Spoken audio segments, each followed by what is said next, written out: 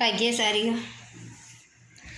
માં એ શું છે, માનું વ્યક્તિત્વ શું છે એ આપણે આજે જાણશું. માનું વાત્સલ્ય શું છે. નમોનિંદાનો સિદ્ધાનો નમાયરિ નમો ઉજ્જાયનો નમો લોહી સબ્બ સાહુ નમેશો પંચનમ કરો સબ્બ પાપ પણાસન મંગલાન ચ સભ્ય સિંહ વડમ હવૈ મંગલમ. ભાગ્યશાળીઓ રાજગૃહ નામની નગરી છે. ત્યાં મહાવીર સ્વામી દેશના દઈ રહ્યા છે. સમવસરણમાં 12 પરસદાઓ બેઠી છે. હવે એવા ટાઈમે દેવાનંદા નામની બ્રાહ્મણી ભગવંતને વંદન કરવા માટે આવી રહ્યા છે. હવે જ્યાં ભગવાનનું સમવસરણ છે ત્યાં સામે દૂરથી જોવે છે અને નીચે ઉતરી અને પગે ચાલીને જાય છે.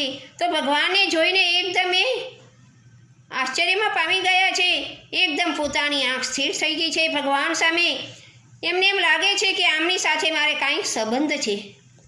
આવો વિચાર કરતાં કરતાં માનું વાત્સલ્ય એકદમ ઉભરાઈ આવ્યું છે. સ્તનમાંથી દૂધની ધારા વરસી રહી છે. ત્યારે આ દ્રશ્ય ગૌતમ સ્વામીએ જોયું. તો ગૌતમ સ્વામી ગુરુ ભગવંતને પૂછે છે કે હે ભગવંત, આટલી નારીઓમાં આ એક જ નારી કેમ એવી કે આપણી સામે જોઈ રહ્યા છે અને એમના સ્તનમાંથી દૂધની ધારા વહી રહી છે. ત્યારે પ્રભુ કહે છે કે હે ગોયમ, આ મારી માતા છે.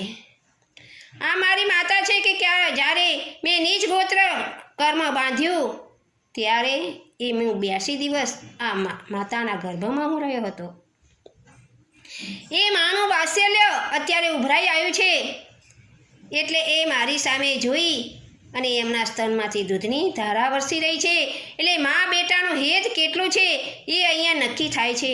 ત્યારે અત્યારની પ્રજા તો પોતાના સંતાનોને સ્તનનું પાન પણ નથી કરાવતા. તો ભાગ્યશાળીઓ, તમારા ઉપર ક્યાંથી વાત્સલ્ય આવે તમારા સંતાનોને?